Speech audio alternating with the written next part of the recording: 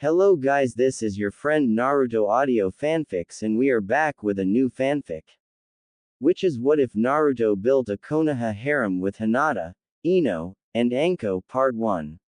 And if you enjoy this fanfic then please press the like button and subscribe to my channel for more fanfic like this. And now let's start the fanfic. The village hidden amongst the leaves was in ruins. The damage inflicted by the Kyuubi no Yoko stretched for miles. Parts of the Great Wall that once encircled the Hidden Leaf village were destroyed, leveled by the destructive power of the nine-tailed fox, a creature capable of causing earthquakes and tsunamis with but a flick of its tails. The wall was not all that had fallen. The damage had spread into the districts of the village, wrecking the Hyuga compound and the Uchiha district along with revamping the plots of land owned by the Nara clan. The village known for its wall of fire certainly suffered a great deal of damage because of the Kyuubi's sudden attack. Not only had Konoha suffered major economic losses with all the costly damage, but the village had also lost a lot of manpower in the attack. Many prominent shinobi such as Akamichi Torafu, Uchiha Kagami and many others lost their lives during the attack. Perhaps the biggest loss was the Hidden Leaf's Yondaime Hokage, the Kiroi Senko, Namikaze Minato. With the loss of perhaps the most gifted shinobi Konoha had ever produced, the political climate was in disarray. The daimyo immediately called for the Sandaime Hokage, Hiruzen Sarutobi, to come out of retirement and assume the mantle of Hokage once again. And so there he was, the Kami no Shinobi, the legendary professor of Konoha and master of all forms of shinobi combat. Hiruzen Sarutobi was now left to struggle with one dilemma that stood out of many the Kyuubi attack had left him with. At the moment, only he knew what had truly happened. Uzumaki Kushina, Minato's wife, the second Jinchuriki of the Kyuubi, had through the meddling of Uchiha Madara, been forced to unleash the Kyuubi during labor. It had all happened so fast and before Hiruzen knew what happened, he had lost 12 Anbu operatives, amongst which 2 of Konoha's brightest medics, and soon after, his dear wife, Sarutobi Bawako. Madara's meddling had rushed Minato and Kushina into their untimely deaths as they sacrificed their lives to save Konoha and their newborn son, Naruto. Minato had called forth the Shinigami and sealed the fox's yin chakra within himself, sealing away its spiritual essence and by proxy its physical body. The yang chakra was sealed within Naruto as Minato knew without a doubt Konoha would come to face great danger, and would need the fox's power to overcome it. The Shinigami then took Minato's soul as payment for sealing the Kyuubi's yin chakra, while Kushina died along with her husband, drained from her life force during the entire affair. Not even her unique Uzumaki vitality and longevity were able to save her, and thus Uzumaki Naruto became not only the third Jinchuriki of the Kyuubi but also an orphan in the same night. What to do with you now, Uzumaki Naruto? Hiruzen wondered, looking down on the sleeping infant. Life would not be easy for this young one. No, whatever normalcy the child could have had it not been for Madara, was now out of the question. From an early age he would have to be protected and taught to defend himself and those around him. If only I had the time. Hiruzen reached into the makeshift cribs of blankets and plush pillows and held up the child. My dear Bawako, I could really use your help right now. As the Sandaime Hokage, his duties were to this village first and foremost. The lives of thousands surely outweighed that of one, even if this particular infant was the spawn of the 4th Hokage and the descendant of the near-extinct Uzumaki clan. And there it was.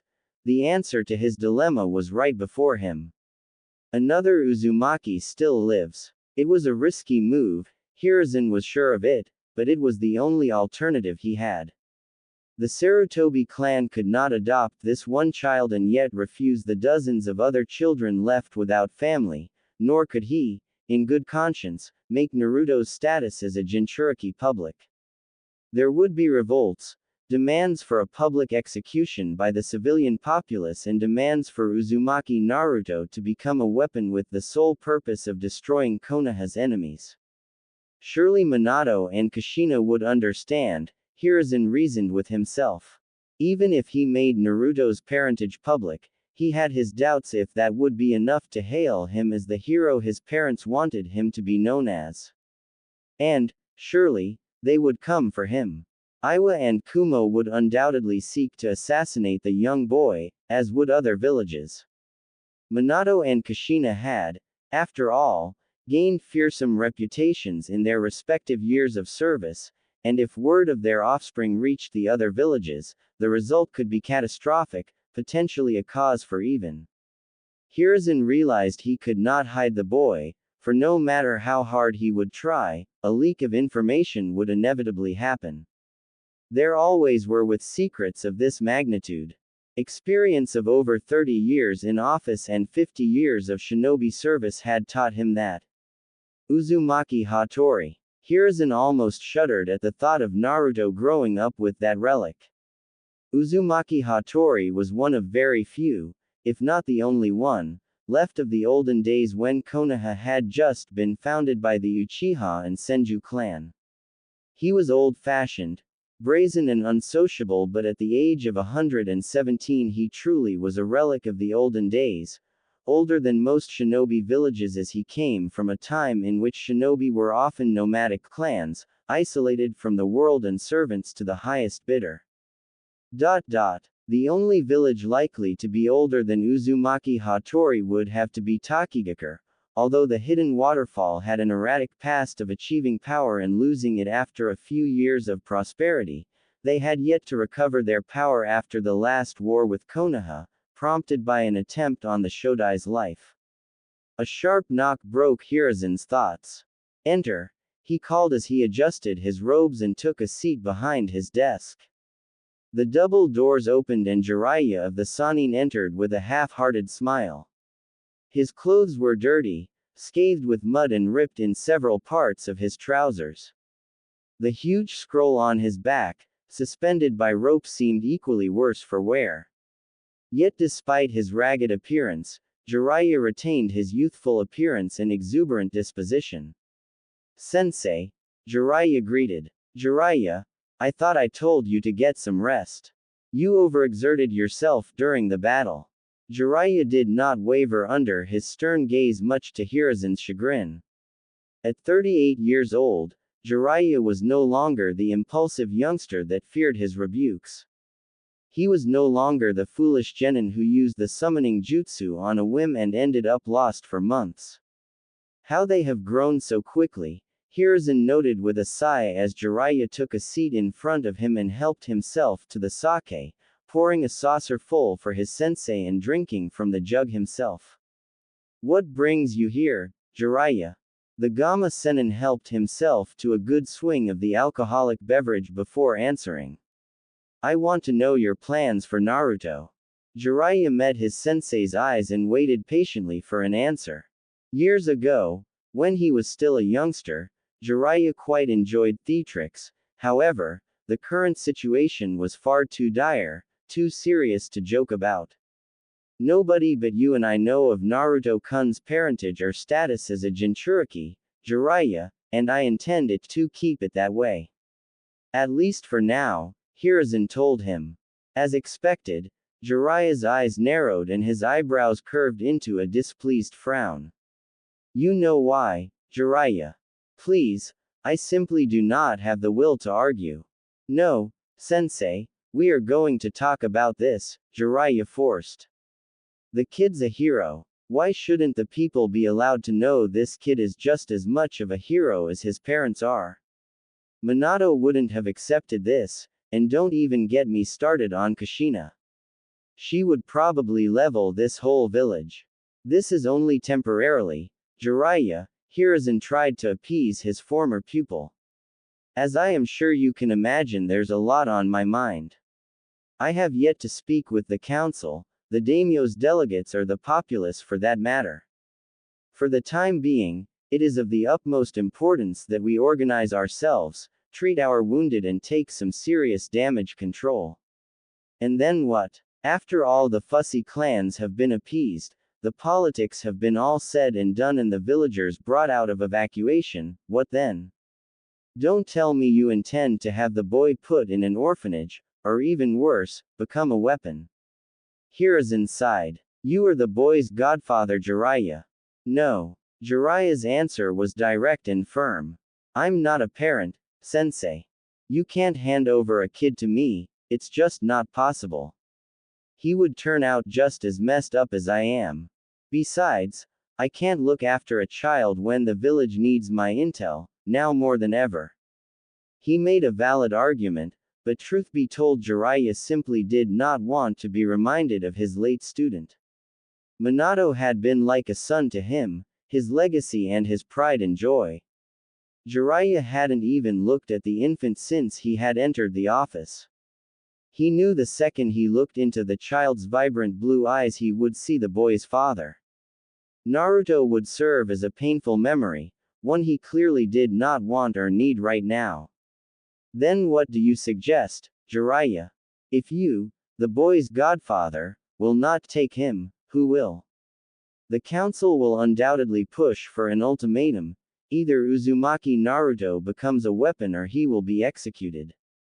Knowing Hiruzen paused for a moment as he searched for the right word, misguided daimyo, he will support the clans that have his favor, the very same clans that will push for either execution or turning the boy into a weapon. Why don't you make this public?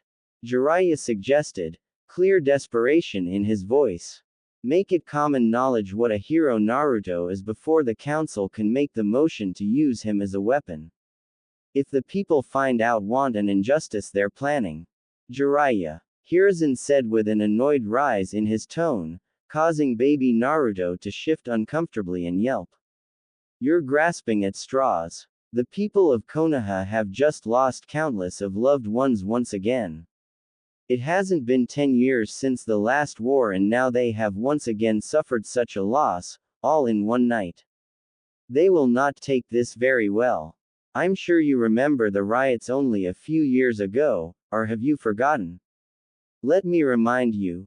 It was at the time Minato-kun completed the Hiraishin and proved to be capable of decimating the enemy.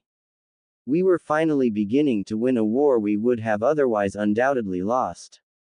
Do you remember now? The cries for blood, the cries for an attack on Iwa, to tear them apart and forever render incapable of rebuilding just as they had tried to do to us. They will not accept this, Jiraiya.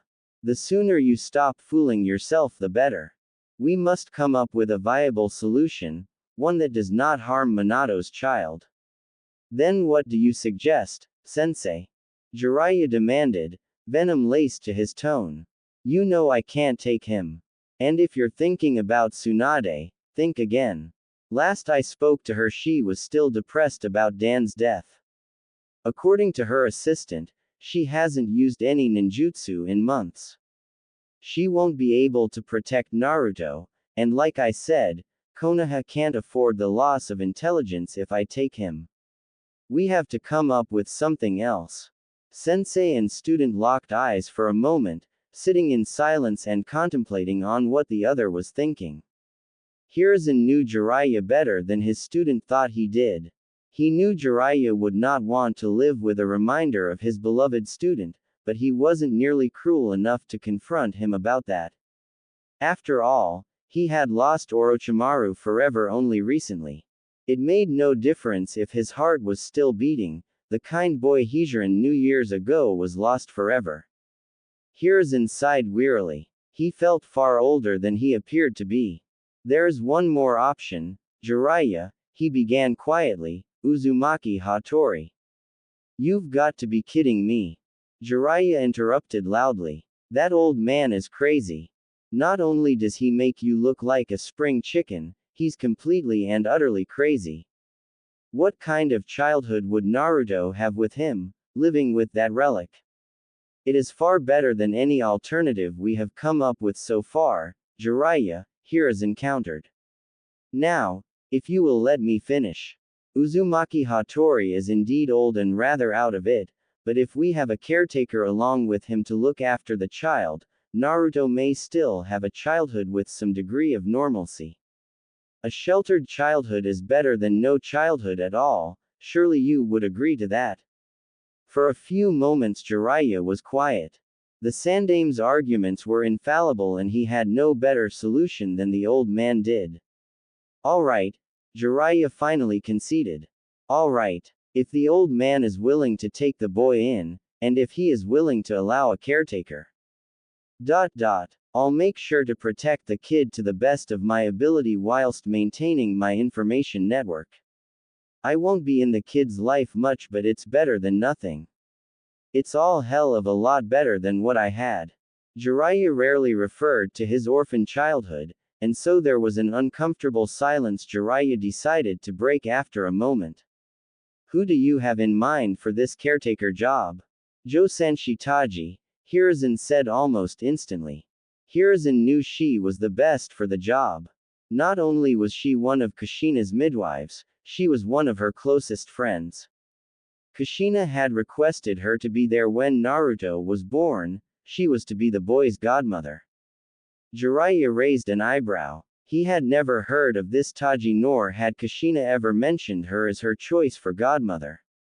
She and Minato had decided they would pick godparents respectively, and although he had never asked Kushina directly about her choice, it still struck him as odd. I'd like to see her file, sensei. Jiraiya, she's an Anbu operative. You know I cannot divulge you in such information without good cause. This shitstorm isn't a good enough cause for you. Jiraiya challenged. Hiruzen's expression remained blank, prompting his former student to glare at him. Fine, Jiraiya said as he moved towards the door. I'll just track her myself and test her skills firsthand. I'm not going to let an incompetent kunoichi take care of Minato's kid. Just as his hand gripped onto the door, Jiraiya heard Hiruzen give a heavy sigh in defeat. Alright, I will fetch the file. Here, take Naruto-kun and wipe that smirk of your face, Hiruzen told him with a frown, passing the newborn to the Toad Sage. Hiruzen took his seat behind his desk and called for his secretary to take a break for good measures. Receiving a comply, the Hokage stood out of his chair and made his way to the far end of his office by the framed pictures of the Shodai and Nadaime Hokage. A quick ram hand seal later and the walls began to shift and contort rapidly as a safe became visible. Another minute later Hiruzen took his seat once again and placed the file on his table. There you have it, Hiruzen said with a motion of his hand. What he had just done, handing over information on Anbu operatives, was strictly forbidden and against protocol, but Jiraiya had given him no choice. He had no doubt in his mind whatever Jiraiya had planned to test Josan Shitaji's skills would likely maim her or perhaps even kill her. Jiraiya was a perfectionist and if he were to trust anyone with the life of his godson it would have damn sure be someone skilled enough to protect him. Let's see. Jiraiya settled baby Naruto in one arm and flipped pages with another, nodding as he took in the information. 3 years in Anbu, not bad. Hey, she belongs to the same squad I was in. Jiraiya moved the page over and continued to read out loud. First class medic, an affinity for water and fire. Overall considered to be a B-ranked shinobi. I see she's got a clean slate.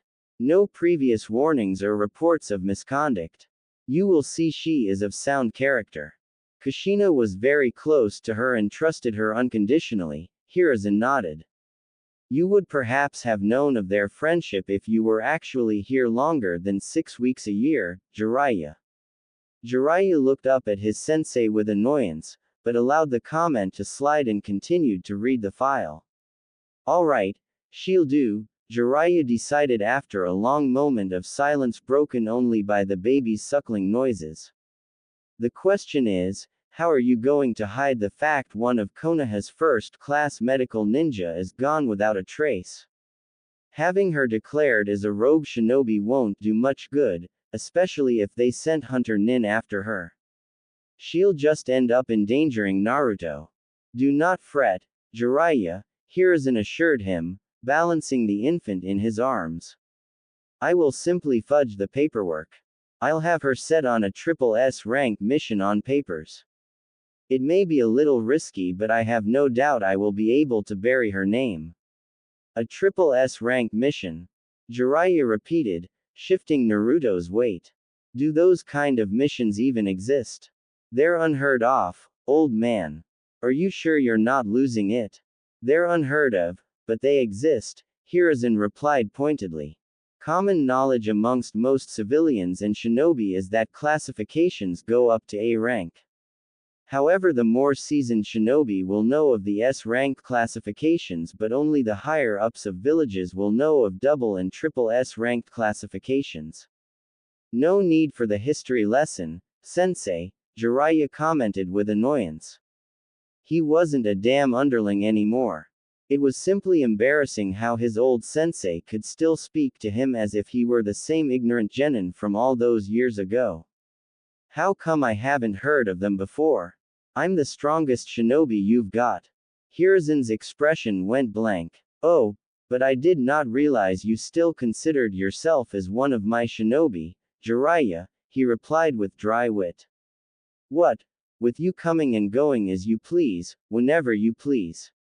No, I did not believe it to be prudent or necessary to inform you of this mission grade. Only certain groups within the shinobi forces know of and take on these missions. You, Jiraiya, are an individual. One I have long since given up on grooming for my position. Why would I tell you anything that is strictly on a need-to-know basis? A pointed silence resumed, in which Jiraiya glared at Hiruzen, who looked at him impassively. Something had broken between them a long time ago. He wasn't sure what or why, but he knew he no longer looked up to the man before him. Even after Orochimaru and Tsunade had left their home, Jiraiya remained as a valuable asset, and yet his former sensei did not seem to appreciate him at all. Still, Jiraiya pushed aside those thoughts. This wasn't about him, this was about Naruto.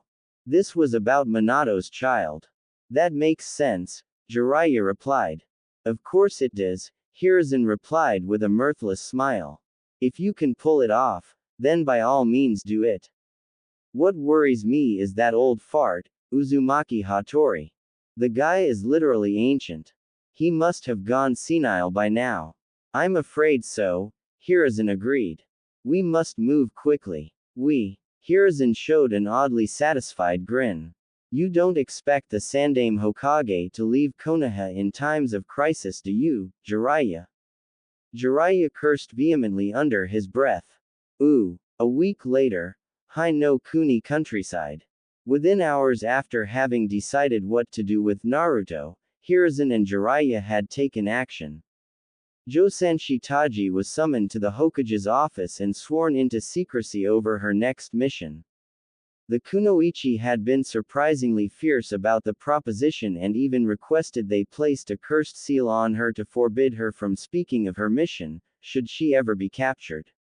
Taji's loyalty to her best friend was admirable and she took her duties as godmother very seriously, although she had never been asked officially to fulfill the duty. Hiruzen had her pack her things an hour after her briefing while he prepared the necessary paperwork for the triple S-ranked mission that would last for a minimum of 13 years. Jiraiya took an instant liking to Taji and respected her enough not to make a single inappropriate remark. It was rather unusual for the Sannin, but Hiruzen was grateful. The Toad Sage respected Taji for her loyalty and determination and so took a liking to her, promising her she could always rely on him for protection and funds should it ever be necessary. Within 2 days all had been prepared and so the surrogate mother, newborn and sage set off for Uzu no Kuni. The plan was to first make it to Rotorua, a small-time harbor village, and appropriate a ship to the island known as Whirlpool Country. Jiraiya-sama, Naruto-kun needs to be fed again. Jiraiya groaned loudly and turned on his heels. Again? He asked, to which Taji merely nodded. I swear, all the kid does is eat, sleep and poop. He is a baby after all, Jiraiya-sama, Taji replied meekly. Of course, Jiraiya said with unjustified ire. We're just a few hours away. Can't the kid hold it up? Jiraiya whined childishly, causing Taji to laugh. Sorry, Jiraiya-sama, but my duty is to Naruto first and foremost. If you wish to move on without us, feel free to do so, Taji joked good-naturedly, shifting the infant Naruto in her arms. You sure are serious about this whole surrogate mother business, Jiraiya commented. The hermit walked over to a tree and placed a hand on its bark. Nodding appreciatively, he swiftly chopped at it with his hand. It was like cutting through butter with a hot knife as the tree fell. Oh, Naruto-kun enjoyed that. Taji held up Naruto for Jiraiya to see his wide eyes, as if he could comprehend the impressiveness of what Jiraiya had just done. I must say, he is an unusual baby. He doesn't cry or laugh at all. He only gurgles when he's been fed.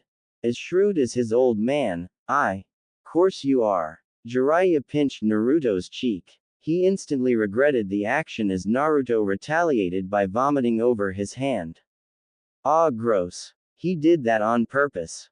Taji merely smiled. Oh, come on now, Jiraiya-sama. He is only a baby. Yeah, right. Jiraiya pointed at Naruto's smiling face. Look at him, he's smiling. Oh, my. Naruto has his mother's infectious smile. Ooh, shores of Uzu no Kuni. The journey to Uzu no Kuni had taken a little over 2 weeks in total and had gone smoothly without incident. It took much longer than Jiraiya had anticipated, but it couldn't be helped. They were carrying a child with them after all, and the Toad Sage did not mind in the least. During the duration of their journey, he and Taji swapped many stories, even about classified missions they had performed as Anbu. There was no need for any more secrecy, as only one secret now truly mattered, and that was Naruto's existence until he was old enough to defend himself. Naturally, Jiraiya had for more thrilling tales to tell, and he indulged Taji in many of his exploits.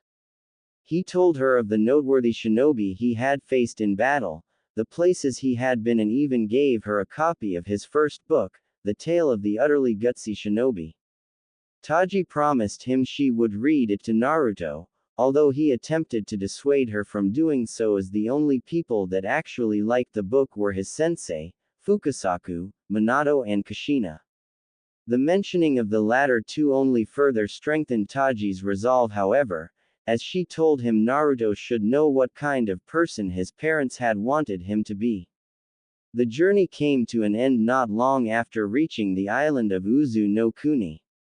It was a few hours before they had reached their destination, Uzushiogakure. The village hidden amongst the whirlpools. As they neared the outskirts of the village, Jiraiya noted how the scars of battle had yet to leave the landscape. The Sannin had been to the village only on 3 other occasions in his life. Back then the village had been rather impressive, with its wide roads, cylinder-shaped buildings and impressive designs of infrastructure that separated carriages from the pedestrians. In the middle of the village was its monument, a plaza decorated with statues and buildings in honor of their village leaders and other prominent figures that had been produced by the village. It was a dark chapter of the shinobi world indeed, as Uzushiogakure had been razed to the ground. The details were vague, and whatever evidence had been submitted was not enough for Konoha to go to war over. It had been too late once Uzu had been wiped out by the massive attack spearheaded by Kumogakure and Iwagakure and backed by smaller shinobi villages. Jiraiya shook his head as they neared the remains of the walls that once been vast and protected the village.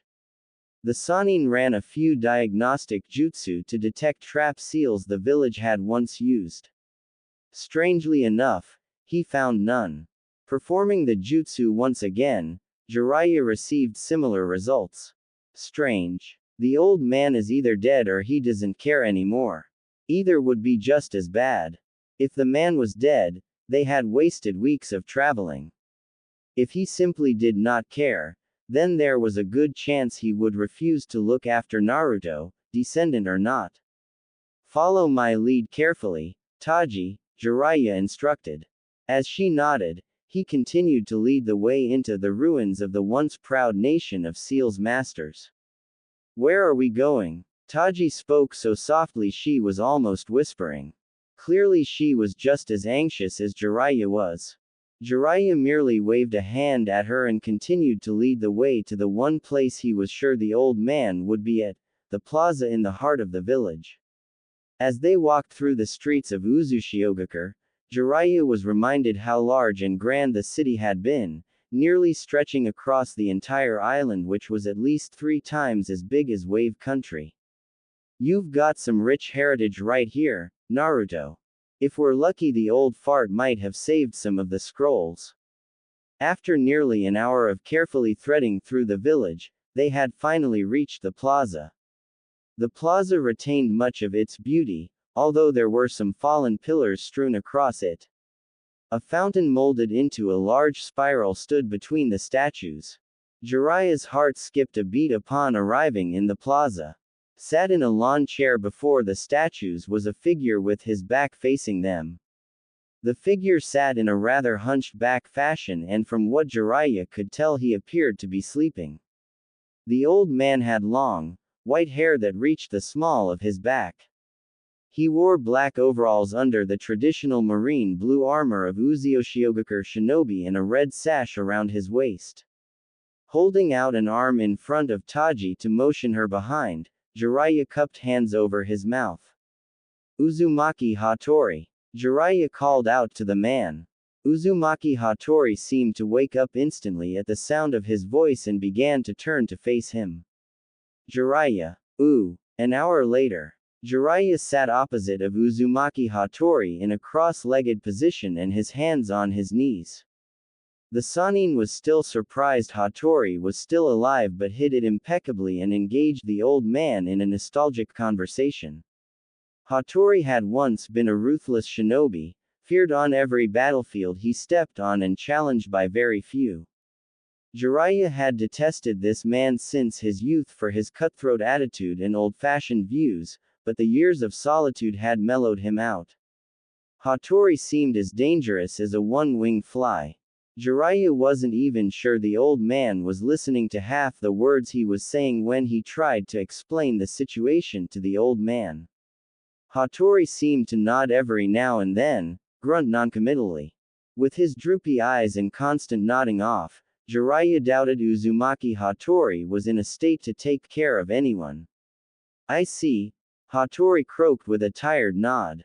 My my descendant, he then decided to simplify, is in danger of assassination by Iowa, Kumo, and quite possibly his own birth country for being the Jinchuriki of the Kyuubi, and now you wish to hide him here until he becomes old enough to defend himself. I see. Yes, Jiraiya said with relief. It had taken over an hour to explain the rather simple situation to Hattori. In Konoha he will either end being executed, turned into a weapon, or treated with contempt for his entire life. His parents had made enemies in Kumo and Iowa, and they would undoubtedly attempt to take his life. Hattori nodded slowly, encouraging Jiraiya to continue. With your permission, we would like to hide Naruto here.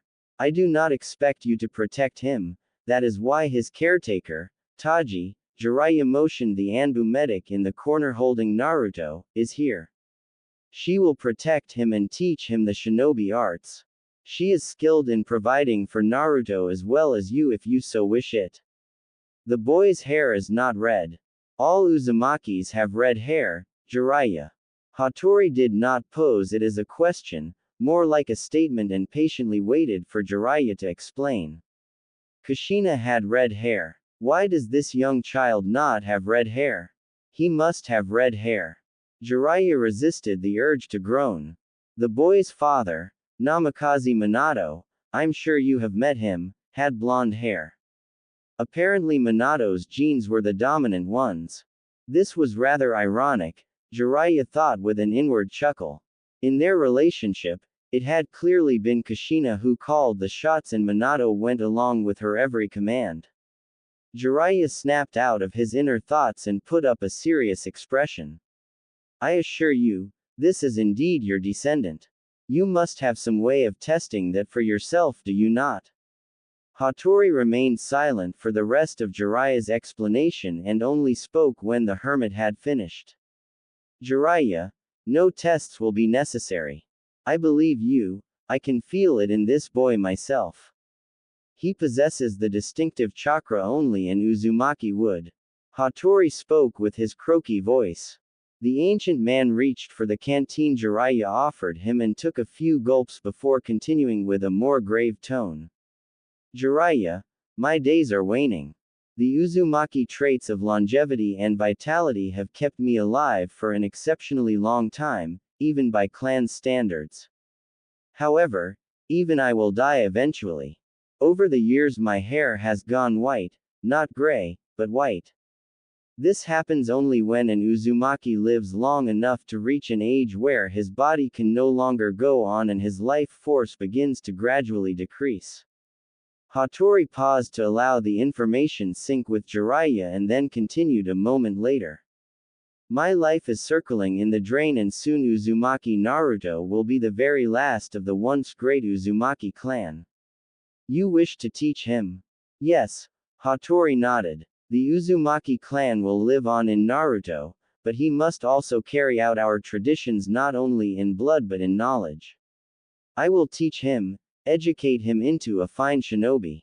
At my age I am no good for ninjutsu or taijutsu, however there are a great many things I can and must pass on to Uzumaki Naruto. From there on out, Jiraiya and Hattori spend hours upon hours of discussions.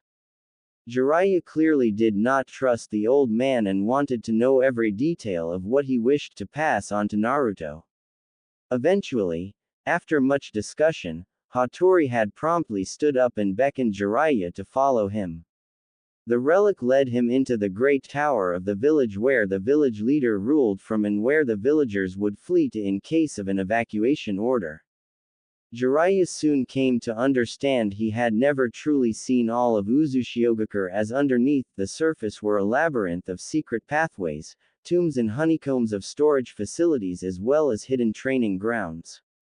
The founders of Uzushiogakure had truly designed a magnificent village.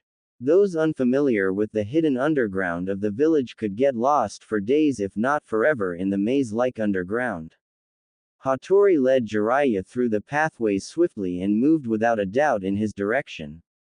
The old phantom knew the underground by heart.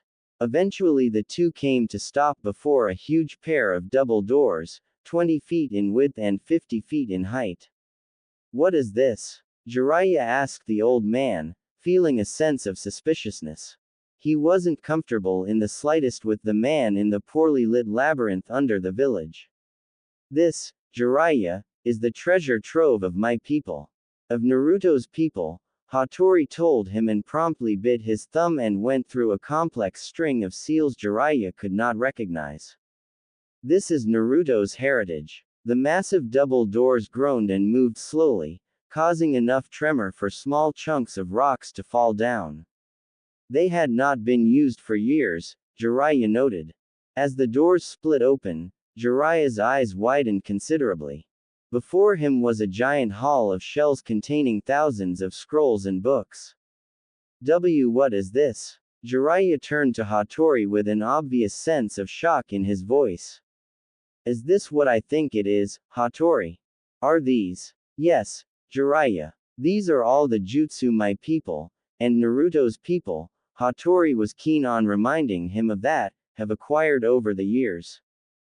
Some of these were thought to be long forgotten, others were made forbidden and a few were thought to be destroyed. This is the heritage of Uzushiogakure founded by the Uzumaki clan. This is Naruto's heritage. Jiraiya dropped all inhibitions as he entered the tomb. Even he, the legendary Gamma Sennin, had been swept away with such profound shock he could not help to feel like a child in sweets shop. Oddly enough, all the scrolls were kept in pristine conditioning, protected by the array of seals set up by the Uzumaki clan many generations ago. Our knowledge was feared so greatly, Kumo and Iwa and many others sought to destroy us. They never found what they were looking for, however, Hattori cackled with glee. They came in search of power to destroy their enemies and they found nothing. These are amazing. Jiraiya read the tag on a rather thick scroll and made to reach for it only to violently propel him backwards and into the ground. Jiraiya groaned and swore loudly as he got sat up. What was that? Only those of Uzumaki blood may touch these scrolls, Hattori explained, walking over to the shelf Jiraiya had been looking at. Allow me to demonstrate. Hattori reached for the very same scroll Jiraiya had reached for and plucked it off the shelf. A quick hand seal later and the scroll glowed for a moment. You may copy its contents, if you wish, but return the original to the shelf when you are done, will you? Jiraiya caught the scroll midair and reads its label with wide eyes. The reverse 4-symbol seal, this is an S-ranked kinjutsu. It was said to be lost generations ago. Jiraiya quickly created a kage bunshin and had it copy the scroll's contents as he joined Hattori, who stood in his hunched back posture. Thank you. Hattori did not acknowledge his gratitude and got straight to the point in his croaky voice.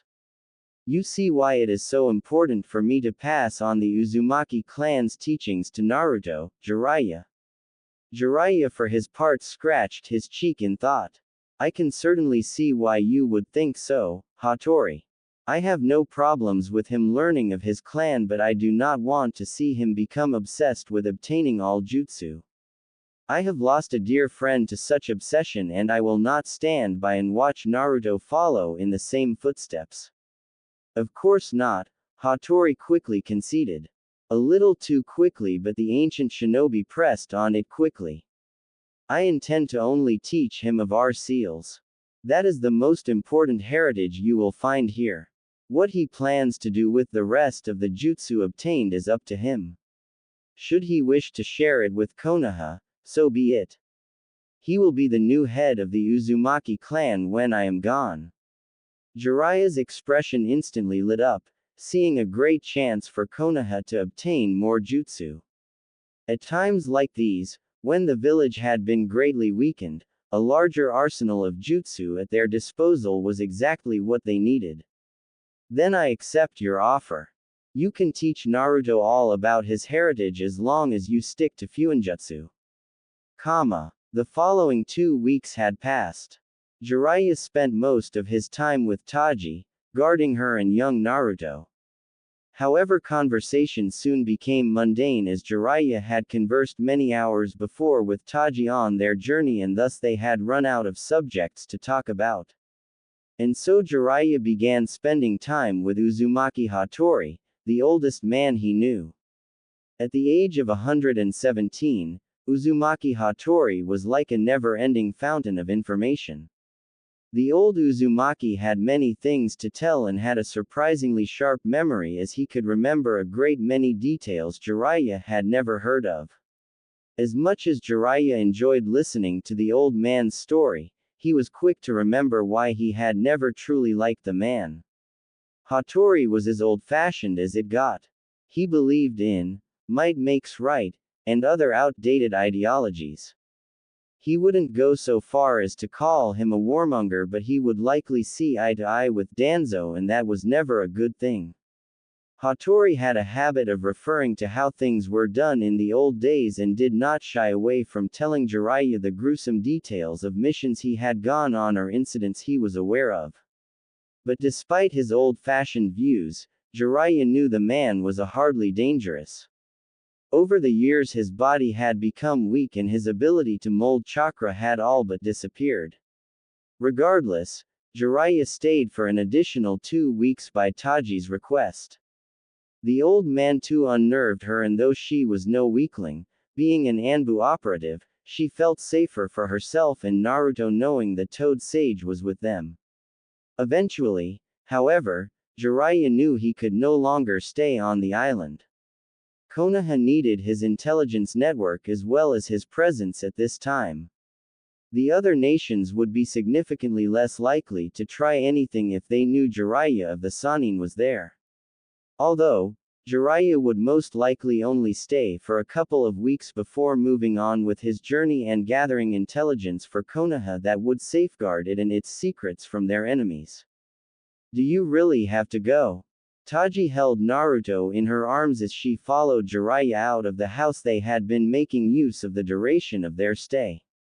Jiraiya had quickly repaired much of the damage, being quite dexterous and restored the house's living conditions. So soon? Naruto and I need you. Jiraiya neared the door and reached for his red sleeveless coat and sat down in front of the door and pulled on his wooden sandals. I'm sorry, Taji, but Konoha needs my skills more. The sage turned to Taji and smiled reassuringly over his shoulder. I'll be back in a couple of months. If you need anything, you can send a messenger bird to the old man. Are you leaving because of Konoha or because of Naruto? Taji demanded, hugging the infant closer to her in a protective manner. Please tell me you're not leaving because he reminds you too much of Minato. Jiraiya stopped dead in his tracks and temporarily weakened his grip on his wooden sandals. Look, Taji, Jiraiya began softly, yes, the kid reminds me of Minato and it hurts, but that's not why I'm leaving. Jiraiya stood up and tapped the getas on the concrete floor before the door, painfully reminded of the fact he had missed out on Minato and Kushina's funeral and he hadn't even gotten the time to properly mourn his surrogate son passing. You're his godfather, Taji bit at him. Over the past few weeks she had gotten close enough to the Sannin to know her boundaries and so she no longer referred to him with reverence.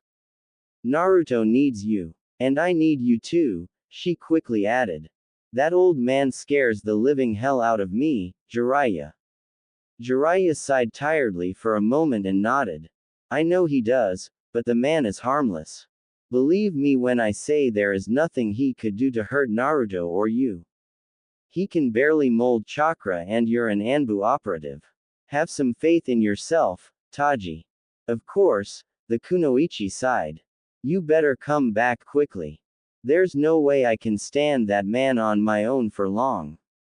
Naruto doesn't start training till his 6th birthday, but I got a feeling that old man is a bit too anxious to pass on his fuinjutsu to Naruto. Don't worry, Jiraiya assured her. It'll be fine. And you better be here for his birthdays, Jiraiya, or I will never forgive you. Got ya. I'll drop by every few months or so and I'll definitely be here for his birthdays, Jiraiya quickly amended when he caught the scornful look that graced Taji's expression. Finally and reluctantly, Taji sighed in defeat. Alright, go. Konoha needs you, Jiraiya. Jiraiya placed his hands on her shoulders and nodded to her. Don't you worry, I'll be back soon. I sure hope so, Taji thought as Jiraiya closed the door behind him.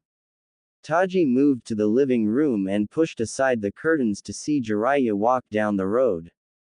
Because that man, Uzumaki Hattori, he scares the hell out of me. As if on cue, Naruto began to wail for food, reminding Taji of her duties as both a mother and wet nurse. It had been 3 weeks since Jiraiya left Uzushiogakure and Taji was already feeling as if she was losing her mind. Taking care of her new charge wasn't as tiring as it was tedious for the former Anbu operative. And while she loved little Naruto as if he was her own son and would sacrifice anything and anyone to protect him without hesitation, as she had proven by sacrificing her life and career in Konoha on only a few hours' notice, the day-after-day repetition of menial tasks had become incredibly boring as she catered to the newborn's wails for affection, food and changing. Still, it wasn't all bad. One of the good things about her situation was that Naruto slept for most of the day, thus allowing her plenty of time to read. It was an enjoyable pastime she rarely had time for when she worked in the field.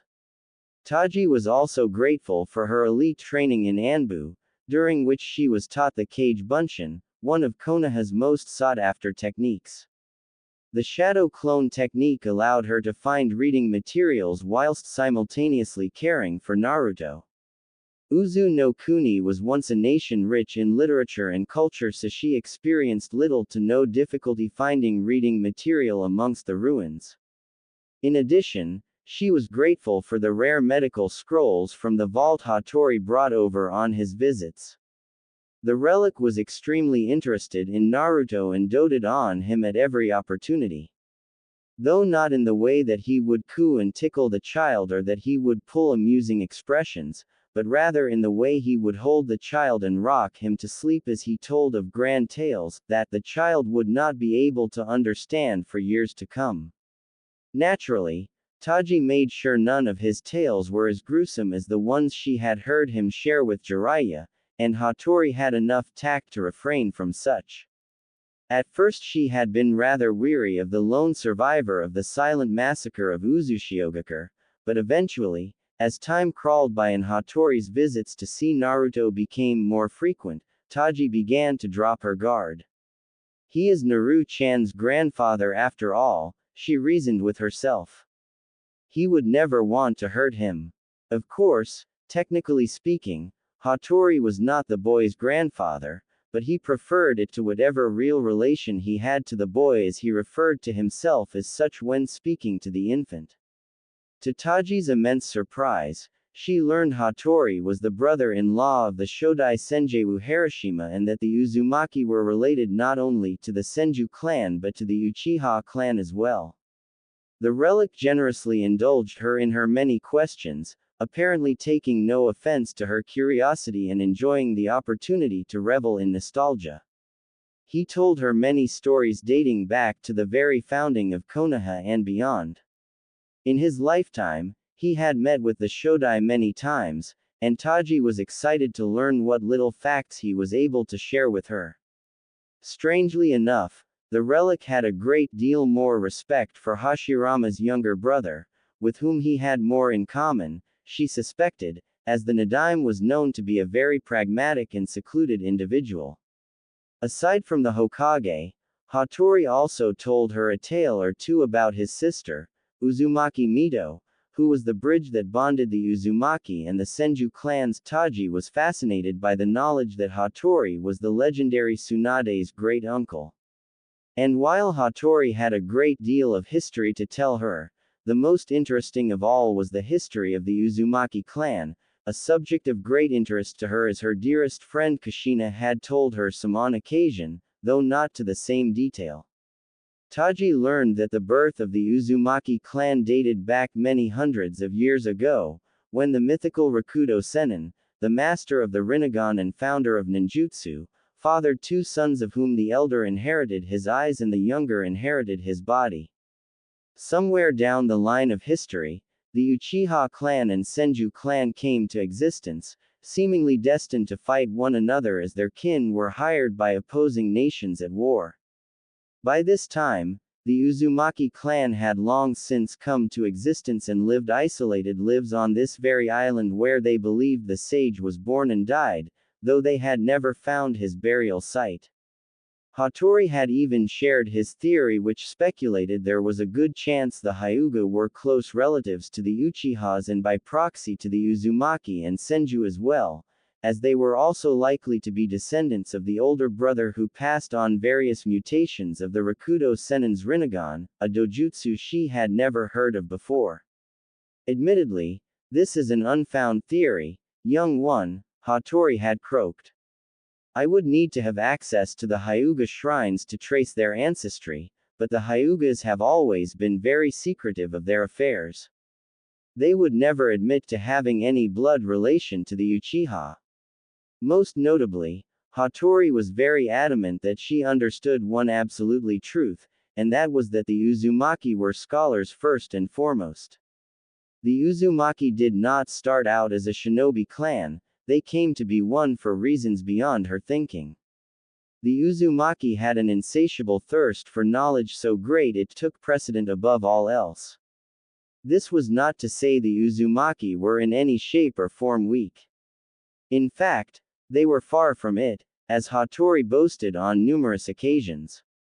It was in their pursuit of knowledge and understanding of the universe that the Uzumaki had grown both in wisdom and in power, developing unrivaled jutsu their enemies could not hope to match. In fact, they grew so powerful that Uzushiogakure was kept a hidden village since its founding as countless nations sought them out for their aid in their wars. Barbaric wars the Uzumaki looked down upon with disdain, for they were above senseless violence. The Uzumaki did not fight unless it was absolutely necessary. They refused to participate in any conflict that did not involve them directly. Not even when they were asked by their cousins of the Senju clan to aid them against their mortal enemies of the Uchiha clan did the Uzumaki fight. Instead, they opted for neutrality as they were related to both clans and did not wish to be involved in their feud, which had lasted for decades.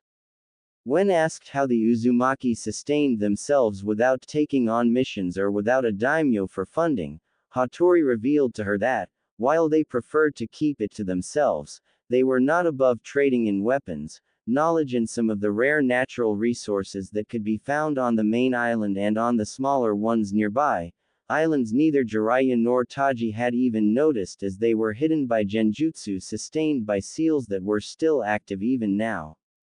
In fact, to Taji's surprise, even the main island was hidden from view. But, Hattori-san, if this island was hidden all this time, how did Jiraiya manage to bring us here? She had asked with a confused frown permeating on her otherwise flawless skin. In response, the relic cackled with childish glee. A long time ago, Kushina returned to this island with that man and Jiraiya. By that man, Taji assumed he meant Namikaze Minato, for whom Hattori appeared to have a cool, grudging respect. Those born with Uzumaki blood will always be able to find this island. However, for those we consider allies, we have ways of letting them return. I suspect Kushina allowed that man and Jiraiya to return to this main island whenever they pleased. For once the silly girl's disregard for our ways turned out helpful. In her 3 weeks of living on the island, Taji accumulated more knowledge on the legendary Rakudo Sennin than most scholars did in a lifetime of research. She learned from Hattori that a great number of ninjutsu and bloodline limits could be traced back to the Sage of Six Paths. Virtually all dojutsu were mutations of the Rinnegan passed down the elder brother's lineage, while a great number of body-related Kekkei Genkai came down from the second brother's lineage. Amongst other these included the infamous dead bone pulse of the Kagaya clan. The Uzumaki, whom were born with strong chakra and incredible stamina, vitality and longevity, were undoubtedly descendants of the younger brother. As were the Senju, whose members were also born with strong chakra and bodies were capable of incredible ninjutsu, the greatest examples of this being the Shodai's Mokuden and the Nidaime's space-time ninjutsu. However, only the Uzumaki and Senju were born with the innate potential to master all elements, according to Hattori. This explained quite a great deal about Kushina's immensely powerful ninjutsu, something Taji had always been curious about. Truly, she had learned a great many things since she came to Uzushio, things she would otherwise have had no chance of learning, but still, she was no Uzumaki, and so her thirst for knowledge was not so great that it prevented her from sighing in utter boredom as time seemed to creep by at an increasingly slower pace. There was not much she could do for amusement other than reading. Even that had gotten dull, and considering how book smart she was, as most good medics were, that was quite unusual. Fortunately, Hattori found a remedy to her boredom and gifted her with a few scrolls of practically ancient medical jutsu from the Uzumaki vault, claiming that she was now an honorary member of the Uzumaki clan now that she was Naruto's mother. Taji suspected it was Hattori's way of getting closer to her son but was very much grateful for the opportunity nonetheless and relished in the practical exercises she could now spend her time on. She had been giving free rein over the medical jutsu shelves in Uzushio's treasury tomb and left Naruto in the care of Hattori while she went to look for more jutsu. Thank you, Hattori-san, I'll be back soon. It is no problem, take your time. I will take good care of the boy while you're gone, Hattori croaked as Taji slipped on a pair of shoes and rushed out of the door to gather some of the rare herbs that grew near the coast. They would be perfect for her research. As the door closed with a soft clicking noise, a sinister snarl crept onto Hattori's face. Listen closely, young one, someday soon you will become the next Uzumaki clan leader. I will raise you and I will nurture you. I will make you strong so that one day you can rebuild Uzushiogakure and destroy our enemies. They will pay for what they have done. They will all pay. A cackle escaped Hattori's throat. It was a frightening kind of laughter that did not hide the hatred in his voice as he spoke. Soon, Naruto, you will begin your path to greatness. A cry escaped the infant as the baby boy began to bawl fearfully, scared beyond measure. Hattori's dark demeanor evidently upset the child. Silence. The child fell silent on command, looking up to his great ancestor with bulging blue eyes and silent cries emitting from his small mouth. Uzumaki Naruto would begin his path to greatness soon, willingly or unwillingly. 2 years later. Naruto aged 2. Once she had finally and truly settled in Uzushiogakure, time went by fairly quickly, Taji noticed. Her days went by in a blur of systematically changing, feeding and nursing Naruto and studying and developing new medical jutsu in her spare time. Naruto was a rather scrawny baby and stayed remarkably skinny despite fears of being overfed. Hattori eased her fears soon enough, informing that Uzumakis had extraordinary metabolisms as a byproduct of their extraordinary longevity and vitality. The relic assured her that by the time Naruto reached puberty he would fill out accordingly. The ancient Uzumaki had kept his distance for the most part of the 2 years.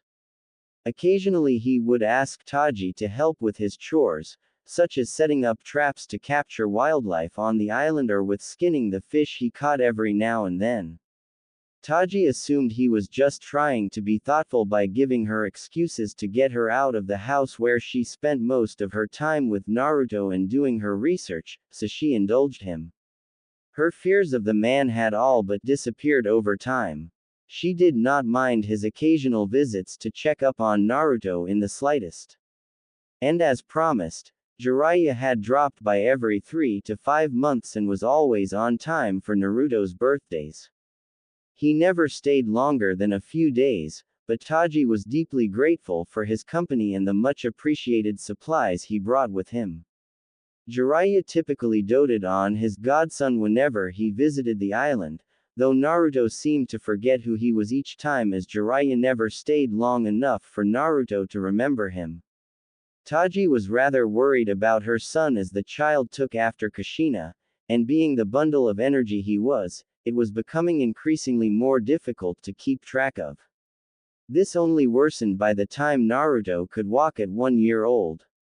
The child truly was Taji's pride and joy however, and she began to increasingly dread the day she would have to tell him she was not his real mother.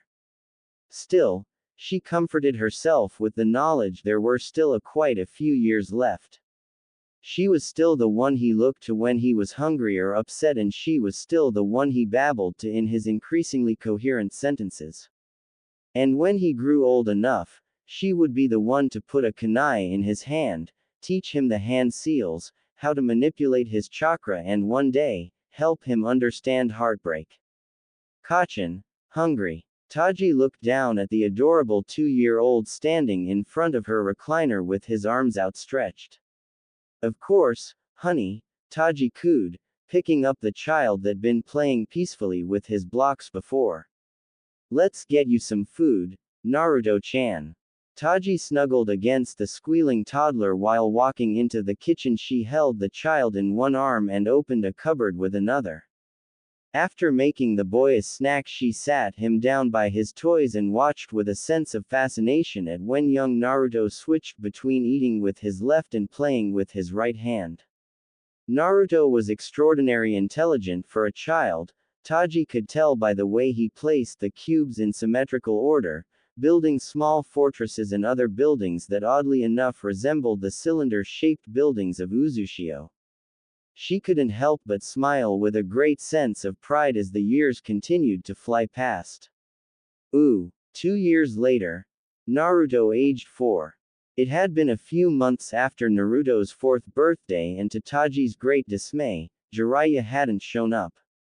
Although she made plans to thoroughly chew him out for it the next time she saw him, she acknowledged that she would have to cut him some slack given the nature of his work. Life as the Toad Sage, which mandated Jiraiya had to travel the world and seek to cure imbalances in nature, as Jiraiya had told her during of their long talks, as well as being in charge of supplying Konoha with a great deal of information, had to be hard on the man. Jiraiya did seem to genuinely care for his godson, so he probably wished he could visit more often, and at the very least he regularly sent toad summons bearing gifts and supplies for the both of them. At age 4, Naruto was a curious child with an unusually long attention span, a trait that Taji pinned on his lack of interaction with other children his age. The boy could listen for hours on end as his grandfather told him of the olden days, though his recollections were toned down on the details in Taji's presence and were simplified for the child to understand. Hattori increasingly spent more and more of his time with the child. Taji did not mind at first, as it allowed her to do some research on medical jutsu she could bring back with her to Konoha when the time finally came. However, as time went on, Taji would more often than not find Naruto waiting for her at his grandfather's house a few blocks away. Not only was it a disturbing thought for Naruto to be wandering about the ghost town alone, but Hattori had enamored the child to the point he sometimes would just up and leave to spend time with his grandfather without saying a word. And today was one of those days. Taji found herself walking down the familiar road down to Hattori's house. It was a short distance away from their house, and so she had come to cease worrying about Naruto making the small commute by herself. Nearing the small house, she entered through the front door and announced her present. "Hattori-san, hello there." There was no answer, so Taji promptly made her way through the hallway, not bothering to take off her sandals as the wood-paned floor had withered and grayed immensely. "Naruto-chan." "Hattori-san." There was no answer. "Naru." "No." A fearful voice called out from the back. Taji instantly recognized it to be her son's. Alarmed, she ran through the living room and neared the parted slide doors to the garden and walked in on Hattori and Naruto in their back garden, where the old man was forcing Naruto to kill a stringed-up rabbit laid before him with a kunai. The child screamed and kicked, tears running down his chubby, whisker-marked cheeks as he resisted as much as he could. "Jichin, I don't wanna." "What are you doing, Hattori?" "Do as I tell you, child." Hattori bristled and forced the boy's kunai brandishing hand in the skull of the rabbit. It was not a clean kill. The rabbit convulsed uncontrollably, shaking and arching its spine. Blood spurted out of the entry wound and showered the last of the Uzumaki. The young boy bawled louder than Taji had ever heard before, prompting her maternal instincts to kick in as she surged forward with a burst of speed she could hardly believe she was still capable of. After 4 years of inactivity, she had gotten rusty, very rusty. However, it was apparent she could still command enough speed to yank Naruto out of Hattori's grasp and backpedal several feet away in the blink of an eye. "What are you doing to my son?" Taji demanded loudly with barely restrained anger in her voice as Naruto clutched onto her like a lifeguard, trembling in fear and shaking uncontrollably as he cried. "What is the meaning of this, Hattori?" she screamed whilst channeling her urge to kill. "You are not his mother." Hattori spat with venomous insanity, clutching onto the kunai in his hand tightly. He got out of his seated position and staggered towards her in his hunched back manner with a deranged look in his eye. That boy is not your son. Kachin? Naruto asked fearfully. Kachin, is that true? Taji couldn't bear looking him in the eye and merely held onto him tightly. Realizing the truth, Naruto began to cry even louder and buried himself in the nape of her neck, babbling incoherently through sobs and tears. Hattori. Taji spoke with barely restrained anger. I am going to take my son back home. You will not follow us. I will speak to my son, and after I have finished comforting him, you and I will talk. If you do not come with a satisfactory explanation, I am going to take my son and we will leave this island. Without another word, Taji quickly spun on her heels and left in a hurry, holding tightly onto Naruto and leaving Hattori to his own devices. As she left carrying Naruto, Hattori's eyes narrowed and he breathed heavily, literally shaking with anger, so much so the kunai bent under his grip, digging deep into his flesh and causing thin streams of blood to drip to the ground. Hattori had acted too soon, and as a result his plans were further set back. 1 year later. It had been a terrible ordeal for Taji the day she had found Naruto being forced to make his first kill on an animal. A year had passed since then, but even now she could clearly remember the day. Naruto had been inconsolable for the longest of times once he found out Taji was not his real mother, and ever since their relationship had undoubtedly changed. He still called her mother, but Taji knew it was purely out of habit. It was a painful reality, but Naruto clearly no longer saw her as his mother, but more like a caretaker or a distant relative. That same day she had gotten into her first argument with Hattori, and she quickly learned Hattori was incredibly unstable. Jiraiya had not come to visit on Naruto's birthday for the second time in a row. He had not once dropped by that year, and Taji could not help but feel some ire against her fellow godparent. Whatever misguided thoughts you may have, wench, that boy is my descendant. He is mine to raise and he is mine to teach. He will soon be the last of the great and most ancient Uzumaki clan. I will not have you meddle with my ambitions. Not since his mother have I seen such potential. I shall not let it be wasted, not again. He will not follow in her footsteps. At all costs, this boy will become a true Uzumaki, fit to sire the revival of the Uzumaki. Taji had been furious at that and responded with equal venom. Naruto was placed in my care. He is my son for all intents and purposes.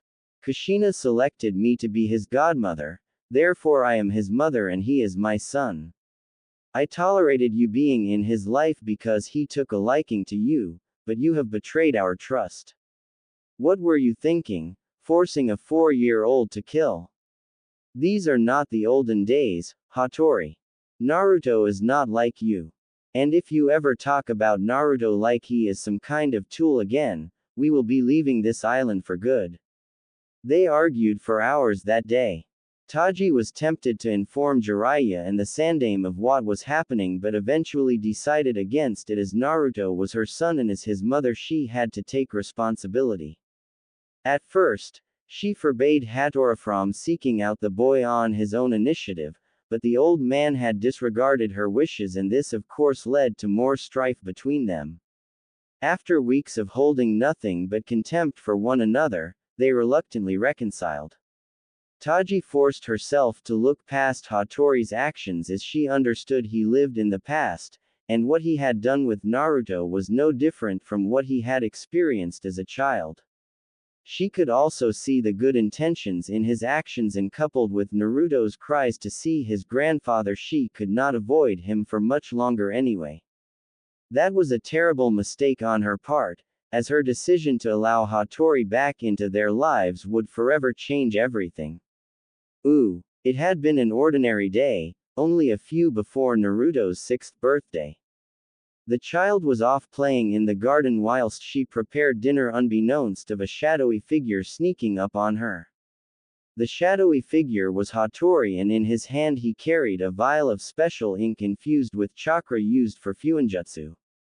Taji's rusty Anbu senses kicked in too late, and before she knew what happened, she was blindsided and ink seeped into the skin of her face where a three-eyed tattoo formed on her forehead. Juin. Shinshiki. The effects were instant and Hattori cackled with glee, triumphantly so as Taji's eyes went blank and unfocused. Young Naruto, hearing the commotion, went inside and walked in on a terrifying scene of his mother on her knees, drooling and unresponsive. Kacchan. Neither she nor Hattori spoke, both seemingly off in a distant space. Jichin. Taji's eyes regained focus and she returned Naruto's hug in a robotic fashion and cooed in a monotone voice for a moment before pushing him away. You have to go with Oji-sama, Naruto-kun. It's time to begin your training. Kacchan, you said I had to wait till I was 6 to start training. Taji's eyes remained blank but her grip on his shoulders tightened painfully. Do not argue with me, Naruto-kun.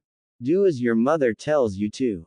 The boy only nodded. No words came to him that could express his confusion. Wasting no time, Hattori grasped the boy's smaller hand in his own and began to drag him away, off to begin his training, off on a path he had not chosen but followed regardless, for his mother knew best. 1 year later. It was a year later and Hattori could not deny it. Uzumaki Naruto was a prodigy in a league of his own. He marveled at the boy's ingenuity and resilience. Everything he taught the boy, the child would absorb quicker than he thought possible, blowing away even his high expectations like they were nothing. Hattori often wondered how the boy would have turned out if he had enslaved Taji's mind sooner. Perhaps he would have been even more powerful. The mere thought of it could make his blood boil. Time was far more precious for him than anyone else. If only he had acted sooner, but there was something to be said for Taji, as much as he despised her. She was the driving force behind his heir, her maternal affections were what motivated him, and thus he allowed her to retain her mind for the most part, meddling with her thoughts and brain only when she defied him. Over time, her moments of defiance became fewer and fewer, obedience seemingly lapping over into her subconscious. As a result, there were some noticeable changes in the former Anbu operative. His fuin had been applied rather haphazardly, and thus as a side effect, Taji's brain had degenerated in certain ways. She was still capable of doing his bidding but the damage was irreparable. Still, Hattori had to admit Taji was crucial in the development of his heir. It was the only reason she was still alive.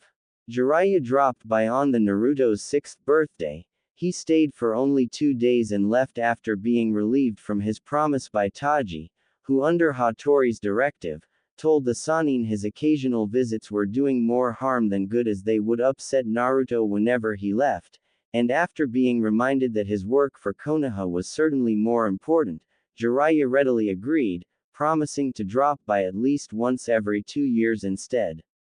The very next day, the boy's training had begun. Hattori started with teaching the boy basic chakra control, calligraphy key for true fuinjutsu masters, tactics and strategy through medium of shogi.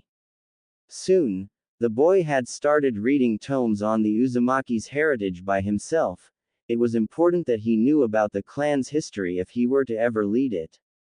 Hattori's heir did not particularly like reading, he was much like his biological mother in that sense, but Hattori did not take no for an answer. The Uzumaki clan was known for many things aside from fuinjutsu, including literacy and intelligence. And so the boy obeyed, convinced that his grandfather and surrogate mother knew best. Within 2 months the boy had mastered a handful of basic E-ranked ninjutsu taught in Konoha's academy. From then on Hattori began to continuously and rapidly increase the scale. Tasks became harder, jutsu became more difficult and studying became much more intense. By the age of 7, Naruto mastered the basic chakra control exercises and moved on to Fuinjutsu. It took him only a week to master tree climbing and just a few more days for water walking. Hattori knew Naruto had incredibly large chakra reserves for a young boy, even by Uzumaki terms, and made use of it by having Taji begin the child's training in advanced chakra control and manipulation. The woman had her uses as an Anbu-trained medic with near-perfect chakra control. She taught him a variety of medical jutsu along with her advanced chakra control and manipulation lessons whilst Hattori drilled the boy on the foundations of Fuinjutsu, a particular branch of jutsu he excelled at far greater than anticipated. By the time he was 10, Naruto had already become a Jonin-leveled ninja.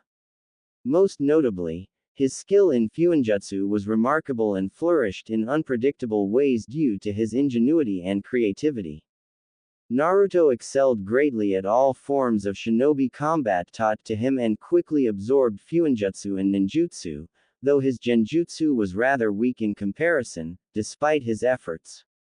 Hattori made sure the boy knew at least how to break high-level genjutsu before moving on to other subjects.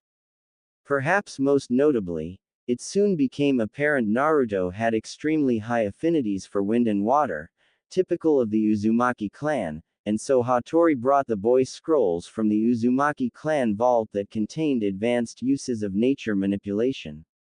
One of the scrolls was particularly valuable as it was written by none other than Senju Tobirama as a gift to the Uzumaki clan. The scroll contained the secret to using the water molecules in the air for Suiten Jutsu. As valuable as that was, Naruto's natural gift for wind jutsu manifested itself in a rare form of telekinesis. It was truly remarkable, so great in fact, Hattori made it a priority his heir sought complete mastery of the technique, and thus Naruto spent hours in complete silence as he meditated whilst simultaneously exercising his control over his wind element to the point he could levitate an entire kunai set in perfect synchronization and in intricate sequences. At the age of 10, Naruto knew over 100 jutsu in total, ranging from all basic 5 elemental jutsu to medical jutsu, fuinjutsu, various arts and even a handful kinjutsu thought to be impossible to master by seasoned shinobi decades his senior. It was now the time, Hattori decided. Naruto met with his tenant. Uzu no Kuni Mountains. On the top of Uzu no Kuni's mountain terrain, many miles away from the village and on the other side of the island, the Uzumaki built a temple for Uzumaki Mito and the Kyubi. This temple was buried in the mountains, and began at the top and ended at the bottom in an enormous chamber, beneath sea level.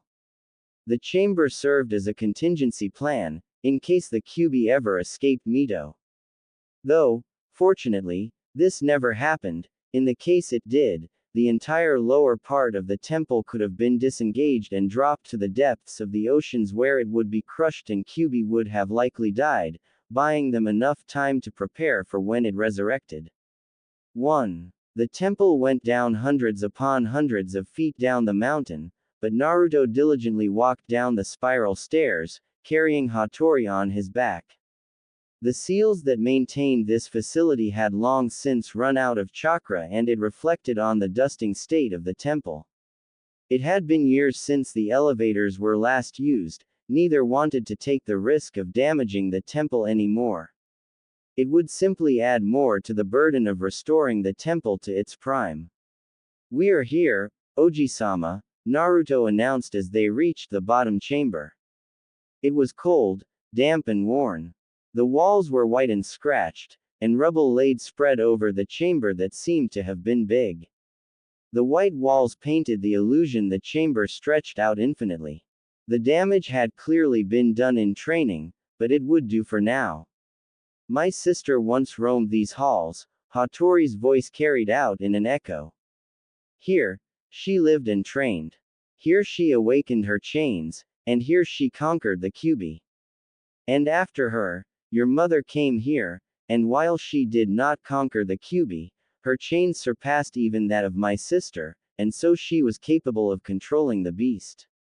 Now, It is time to begin your path to become the third Uzumaki Jinchuriki, and when the time comes, another Uzumaki, your son perhaps, will carry the burden.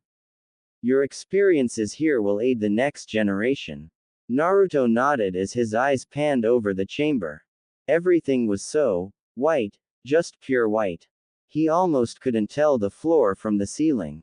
Oji-sama, he looked to Hattori with an uncertain look. I have not yet awakened my chains. How am I to defeat the Kyuubi without them? Defeat? Hattori let out a laugh and shook his head. You will not challenge the fox today, it is far too early for that. No, today, we will start slowly in that regard. You will meet the Kyuubi, that is all. Do you understand me, child?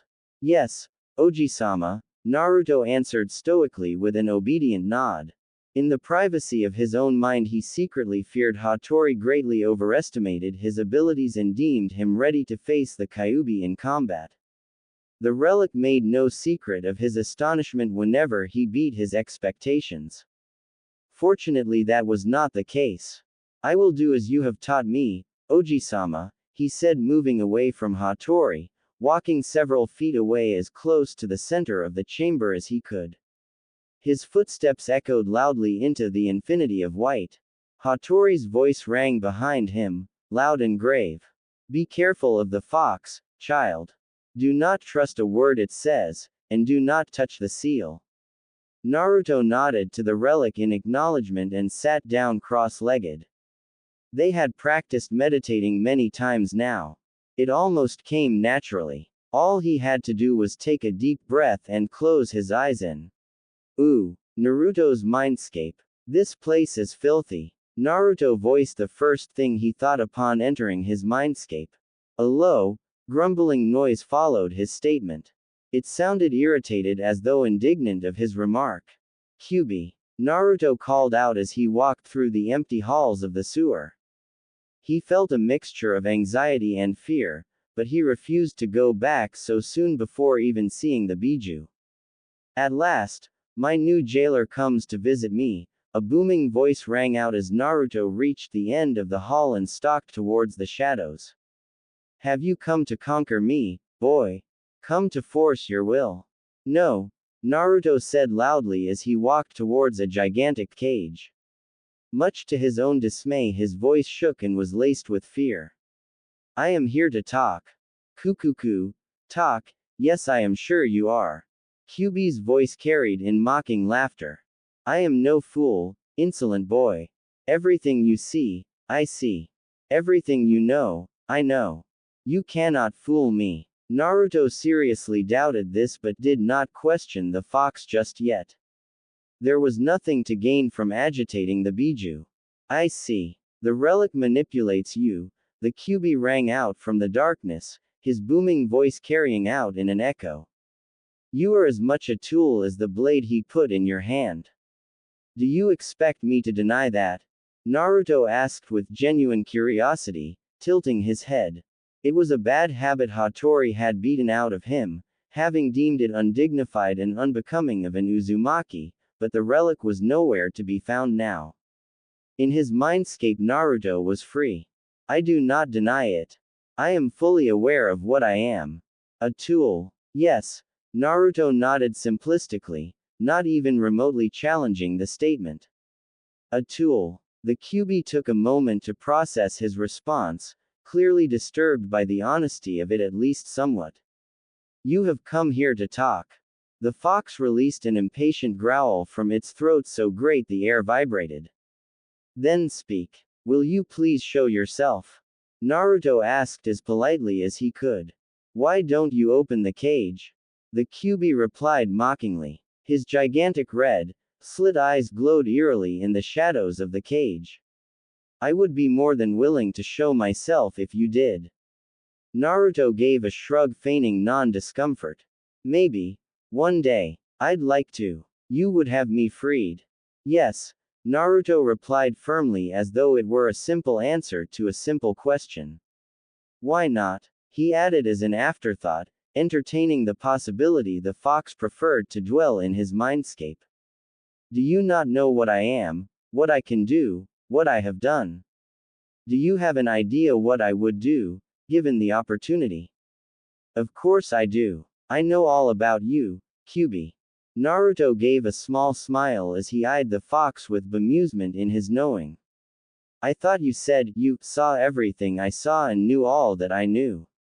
The fox moved forward, a gigantic humanoid claw hand grasping one of the humongous bars on his cage. It didn't speak, thus Naruto took as a sign to continue. You are the first son of the Rakudo Sennin, Naruto said as he took in the fox's entirety, smothering his fear it has begun to build up at the sight of the Biju's imposing enormity. Your name is Kurama of the Nine Tails and you are the former partner of Uzumaki Mito. How do you know my name? Kurama demanded with a booming voice, extending his remaining claw at Naruto in an attempt to rip his face off. Speak. Naruto jumped backwards, unable to steel himself from his own terror, and thus falling on his backside in his haste. His fear came back with a vengeance, but only for a moment, as he refused to lie there on the ground, terrified beyond his wits. With as much dignity as he could muster, he slowly picked himself up, keeping an apprehensive eye on the fox. Uzumaki Mito shared with her family what you told her, including your name and parentage. If the look on Kurama's face was any indication, the fox was about to completely lose it. Such betrayal. Uzumaki Mito did not betray you. Naruto didn't know why he felt this way, but he was offended by the notion. She did not betray your trust. She cared for you, Kyubi. The others, even Oji-sama, disapproved, but Uzumaki Mito, she knew love for you. You were more than just a tool to her, Kyubi. Naruto gripped his fists tightly as he walked closer into Kurama's reach, essentially putting himself at the Biju's mercy. She did not share the knowledge you entrusted her with out of spite. She did it because she hoped you would one day be treated with more decency and regarded as more than a monster. Kurama's eyes bulged and all anger left him immediately. The fox settled down, lying down on the ground as it processed the information. Are you alright, Kyubi? Naruto asked tentatively. You know my name, why not use it? Naruto let out a laugh. You permitted only Uzumaki Mito to call you by your name. I do not wish to offend you. You say you do not wish to offend me, but do you not realize I am the one responsible for the death of your parents? Kurama appeared to be irritated by his host's calm disposition, as though he had expected a confrontation. I haven't forgotten. Naruto shook his head. I saw you doing it, he added in quieter voice. Again, Kurama's eyes bulged. Then why do you show me kindness if you saw me killing your parents in an attempt to kill you? Because I understand it would only be natural for you want to prevent capture no matter what the situation. I can't fault you for wanting to be free, and because I have no qualms about being a Jinchuriki, Naruto answered truthfully to Kurama's visible surprise. I do not see you as a tool or a monster or even a weapon. No matter how upset I am over the fact you killed my parents. You are a part of me and I am a part of you and that is what matters now. You speak wise words, but this wisdom was taught to you by a relic who sees you as a tool and a weapon, Kurama challenged, clearly irritated by his host's simplicity. Yes, Naruto agreed easily. But that does not stop me from understanding the truth. One day Oji-sama will no longer be around and it will fall on me to make my own decisions. This is one of them. And what is this decision exactly? Kurama asked, intrigued. Naruto gave another smile, and Kurama only now noticed how odd it was, as though the child had not smiled once before their meeting. I've decided I certainly will not become your master. Then what will you become? Your partner and your friend. Naruto's oddly smile turned into an even odder grin. It was an awkward smile others might have found grotesque and off-putting, but Kurama found it endearing. So much so Kurama couldn't help but part his massive fangs into something that resembled a smile. And what makes you think I will accept you? Your awkward smile, Naruto said with a raised finger. You should really work on that. Kurama burst out laughing, as did Naruto. Very well. I sense no malice in your heart, Uzumaki Naruto. I shall accept you as my partner, provided you swear you will never betray me. I will never do anything to hurt you, I swear it on my life, Naruto said with a serious expression. Provided you promise me the same. Then we have an agreement, Kurama extended a massive claw towards Naruto. I will be your friend and partner for life, Uzumaki Naruto. And I yours, Q. Kurama. The fox fell in. You may call me by my one true name. Kurama. Naruto nodded with a smile as he gripped and shook Kurama's claw. Your name suits you. As does yours suit you, Naruto. Ooh. Hours later. Hattori grew restless as he paced before Naruto, who remained in his meditative state. What is the meaning of this? Hattori repeated for the umpteenth time. The plan had been a short meeting with the fox, a meet and greet that shouldn't have taken longer than a few moments, and yet the boy remained still for half a day. Could he have done the unspeakable and released the fox? No, of course not. Hattori quickly dismissed the possibility out loud, chiding himself for his fears. The boy was far too intelligent to fall victim to the fox's wit. And even if he wasn't, the boy knew who to obey. Hattori considered waking the boy forcefully many times, but that did not strike him as a good idea. Who knew what would happen? Mito had always made a point of total solitude in her chamber. Hattori could not begin to imagine the chaos he could possibly cause if he even shook the boy. Damn you and your insolence, child. It was just as he said it, when chakra, bright crimson-orange chakra, exploded from Naruto in all directions, tossing Hattori in the air. A shroud of chakra enveloped Naruto and 9 tails shot out from the small of his back and curled around him in a protective barrier. Hattori let out a pained growl as he landed on his old bones with a solid thud. He quickly scrambled to his knees, his eyes widened at the sight of his heir. What is this? He exclaimed raspily as Naruto's eyes opened. Rather than blue, the young Jinchuriki's eyes were red and slit. Kyubi. No, Oji-sama, Naruto said in a calm, baritone voice as he shook his head and the chakra tails unfurled. It was an odd sight to say the least. Kurama has not taken over. What is the meaning of this? Hattori demanded in the raspy scream. The plan was to meet. Forgive me, Oji-sama, but we took quite a liking to one another, Naruto interrupted Hattori for the first time in life. We have come to an agreement that we shall fight side by side as partners and friends, and more importantly, equals. Hattori's old eyes looked as though they were about to bulge of their sockets. What? He exclaimed. The seal. He then added hurriedly. What did you do to the seal, boy? I modified it, Naruto revealed with slight reluctance. Hattori gasped and choked on his spittle.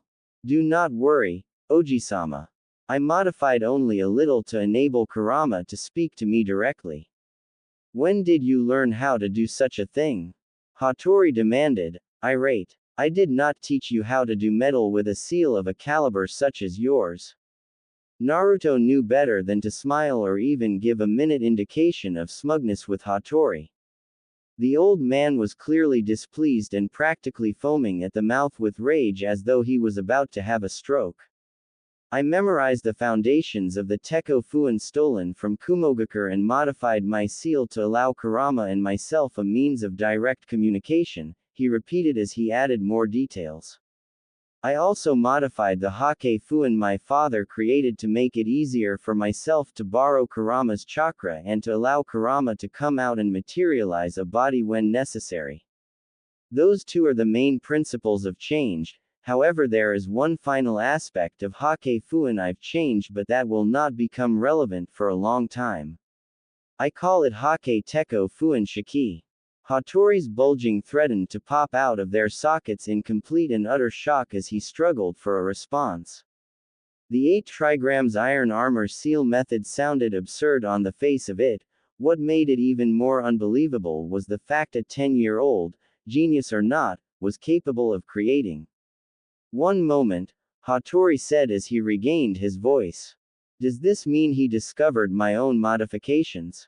No, that's impossible. As gifted as he may be, my own modifications are as perfect as modifications to a seal ever could be. There is no way why this child would have spotted them. The relic calmed himself, confident his heir had not noticed his adjustments. How will the QB materialize a body? He then demanded. The fox's yin chakra was sealed for good, how will he be able to perform such a feat without yin-yang release? And what is this last change you speak of? Answer me, child, and quickly, before I truly lose my temper. Naruto flinched but answered promptly nonetheless. Both questions have the same answer, Oji-sama, he began to explain. While it is true Kurama in theory cannot materialize a real body due to the imbalance in his chakra as a result of my father sealing his yin chakra, I have modified the Hake Fuin to convert the yang chakra Kurama still possesses into yin chakra, which Kurama can then mold into yin-yang chakra in order to materialize. Hattori remained silent as he listened, for once not interrupting his heir, thus Naruto continued explaining. This will work assuming Kurama's soul can still remember the feeling of yin chakra and use that experience to successfully convert some of his yang chakra into yin chakra. In a sense, my connection with Kurama will grant me a Kekkei Genkei like the Yanbi, Son Goku, and its container. In theory, I will be able to perform yin and yin-yang release. If the QB materializes, then he would have to half his yang chakra to create perfect balance between yin and yang, Hattori stated, to which Naruto nodded affirmatively. Does that not make him weaker? In secret, Hattori could barely contain himself. Yin-yang release. That is the power only the Rakudo Sennin was capable of. This is too good to be true. Naruto gave another indication of his head. Under normal circumstances, yes, but as I grow older, my chakra reserves will become more vast, thus I will be capable of lending Kurama my yang chakra and he will be able to convert his own into yin chakra while at the same using enough of mine to reach his former power. That remains a theory, Hattori bit out venomously. Do you understand what you have done, child? Suddenly and impulsively, Hattori struck Naruto across the face with as much force his old bones could muster, sending the youngster hurtling and bounding across the floor. Naruto came to painful stop but picked himself up, refusing to hold his stinging cheek as he fell completely silent. He knew better than to talk back to his grandfather. If he did, there were means by which Hattori could inflict pain that required no physical contact whatsoever. And he had been on the receiving end of such punishment enough times to remember exactly how horrible it was. Your life is now fully entwined with that of the fox. You have indefinitely jeopardized my ambitions. Hattori shouted at him, coating him with spittle as he exhaled deeply. I am sorry, Oji-sama, Naruto apologized with a low bow. I merely tried to accelerate your plans for me. Hattori spat on the ground, letting out a sound of utter disappointment as he turned back to Naruto with a resentful glare. You have put yourself at the beast's mercy now that you have merged your power. I told you to simply meet the beast, not to befriend it like my fool sister. In the pit of his stomach, Naruto felt a hot sensation. Kurama clearly did not like the remark in regards to his first Jinchuriki. Kurama, please calm down. Oji-sama is upset, he doesn't mean it. I wish to destroy this relic, Kurama replied through their mental connection. Why do you allow him to treat you like this? You could destroy him in an instant if you wished. I do not want to harm him, Kurama. He is the only biological family I have left. Are you listening, boy, or is the fox polluting your mind with his filth? Hattori demanded as he took steps closer as though he were about to strike him again. Are you? I am listening, Oji-sama, Naruto replied obediently as always. I will not let Kurama sway me from what it is you want me to do. Uzushiogakure will be revived, according to your plans, Oji-sama. I will do whatever is necessary to make our ambitions comes true. By any means necessary. Hattori lowered his hand he had raised to strike the boy and exhaled deeply. This was the first time Naruto had sounded so sincere about agreeing to, wanting to follow his plans. Good, was all he said simply as he turned his back on Naruto. You will be able to control the Kyuubi's power sooner than expected, if what you say is true, he stated. Then our plans must accelerate to accommodate that fact. Naruto nodded. Yes, Oji-sama. 1 year later. Another year had passed and Hattori had since began to train Naruto's taijutsu, an area he had previously been lax in educating Naruto on as the boy's body grew at a stubbornly slow pace. Being too old to train the boy himself and Taji not being up to scratch after a decade of inactivity, Hattori had no choice but to rely on some kinjutsu of his own, the Edo Tensai. A jutsu he helped the Nadaime Hokage, Senju Tobirama, to develop. However, it was far too risky to do it himself, thus he had Taji master the jutsu under his guidance. It would not have been possible had it not been for his stroke of brilliance in temporarily linking Naruto's chakra to his surrogate mother's through a seal designed by Uzumaki generations ago.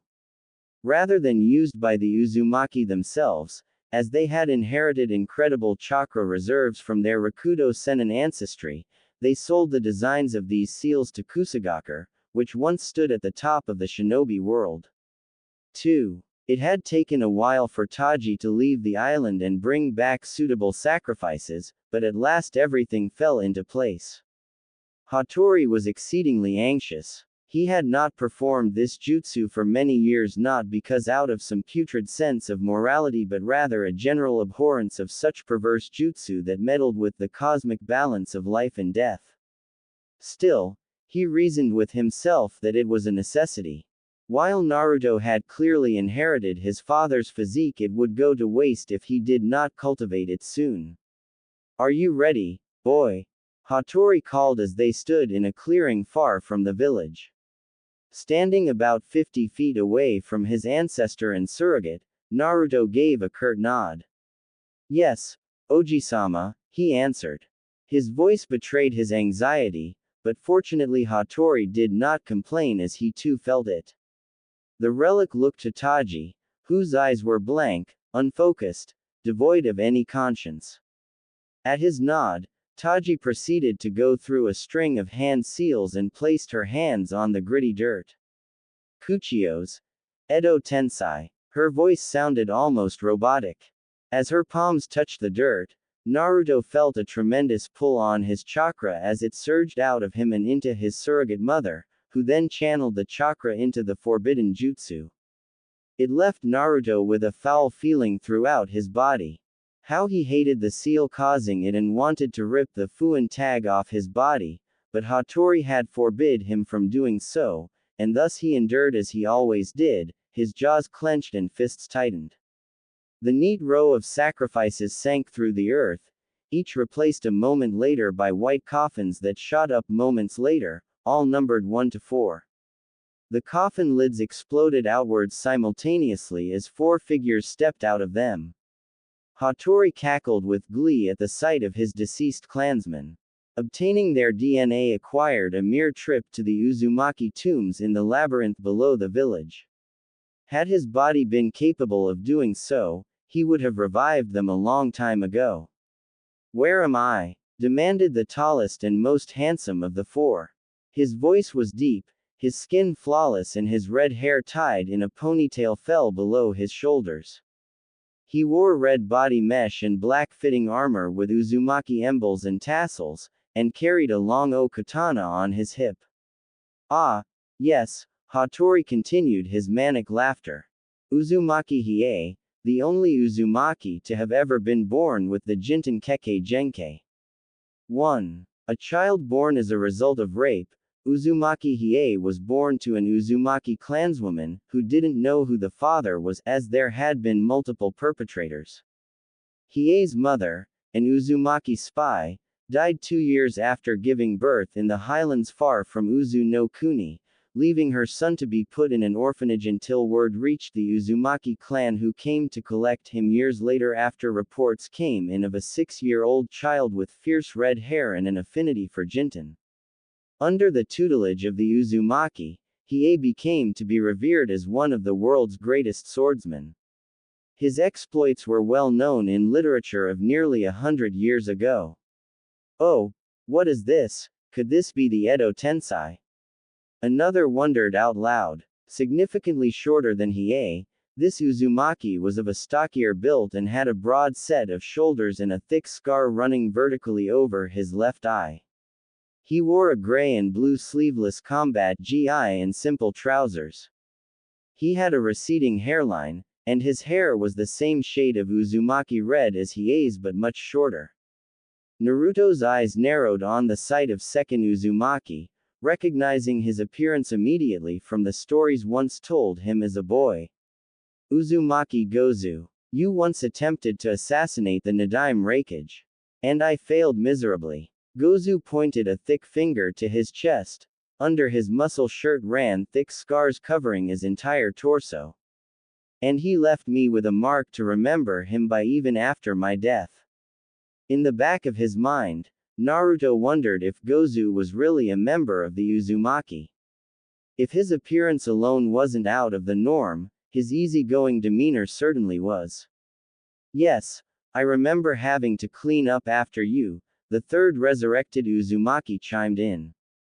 He was the second tallest and had slim build, long hair that covered his left eye and a perpetual sneer of arrogance plastered on his face. He wore traditional white and blue robes with the Uzumaki crest and tassel. He carried a long bow staff in his gouged wrapped hands, a whip on his hip, and a large orange scroll on his back. Uzumaki Tenjin, you have undoubtedly heard of me, the resurrected Uzumaki assumed. The youngest Uzumaki to ever attain Seal's Master status. You mean the second youngest Seal's Master? Hattori fell in forcefully with a growing snide smirk of his own. The first would be me, dear cousin. To think you actually survived this long, you have not aged well, Tenjin drawled with unveiled distaste. You have undoubtedly summoned us through the use of Edo Tensei, the most clever of the resurrected deducted immediately. I assume we were the best DNA matches you could find. Hattori neither confirmed or denied this. Thought it appeared Tenjin did not care anyway, as his eye fell on the fourth and last of the resurrected. What is this misfit doing here? Tenjin snarled. Uzumaki Hero. Hattori whispered the name with clear exhilaration. Naruto recognized the name immediately and frowned, uncertain of what to think or say. Perhaps the second most gifted ninjutsu specialist the Uzumaki have ever known. Hiro looked like most Uzumaki. His hair was red, going up in gravity-defying spikes like Naruto, his skin lightly tanned and for the most part unscarred. He wore the traditional blue Uzushiogakure battle armor over baggy, white robes with the Uzumaki spiral emblem. The second, Hiei spoke with a light frown of confusion. He looked to the other resurrected Uzumaki for answers. Isn't it obvious? Tenjin said, glaring at Naruto as he sized him up. This child has surpassed even Hiro. Interesting, Hiro spoke for the first time. Naruto noted how calculated and reserved he sounded, and while faint, he could hear a touch of condescension. Interesting, is it, traitor? Hattori growled at Hiro with contempt. The other resurrected Uzumaki seemed to agree with Hattori.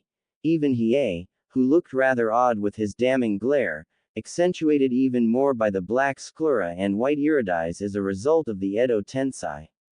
So it is true, What you said, Oji-sama. Naruto knew the story of Uzumaki Hiro very well. Hattori had told him only once, but the hatred in his voice had seen to it Naruto would never forget it.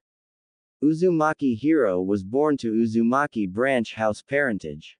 Growing up, he soon proved to be a prodigy amongst prodigies, a true genius in every sense. Hiro was born with such a strong chakra. His chakra chains, an ability known only to Uzumaki, first appeared when he was but an infant, much to the shock of the Uzumaki clan, as the average Uzumaki usually awakened their chakra chains during their teenage years. Predictably, he was immediately put in advanced ninjutsu training and excelled greatly.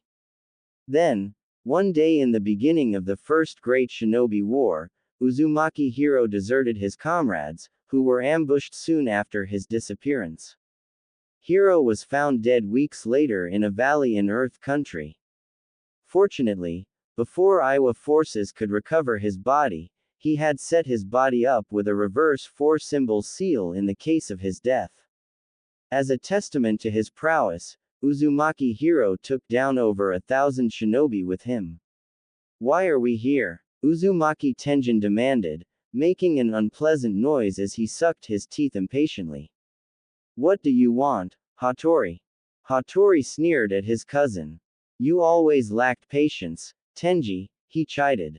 Nonetheless, the relic clapped his hands, signaling the resurrected shinobi to listen up. "I have brought you all back to realm of the living for one reason and one reason only." "And what would that be?" Gozu inquired nonchalantly. Out of all the Uzumaki brought from the dead, he seemed to mind it the least. In fact, it was as if he enjoyed being alive again. "Uzumaki Naruto," Hattori said simply, pointing at the blonde Uzumaki in question. "He may not look like us, but he is one of us. He is the son of the Yondaime Hokage and one of our own, Uzumaki Kushina." As you undoubtedly have already gathered, he gave a great sigh as he said it, Uzushio and the Uzumaki are no more. So they won. Hiro glared at Hattori with intense hatred. Naruto could not imagine how it was justified. "I told you fools what would happen, but you didn't listen. Now look where we are. Be quiet, traitor," Tenjin bellowed, raising his bow staff threateningly. The ceremonial Uzumaki emblem tassels shook as though the staff was tuned to its wielder's emotions.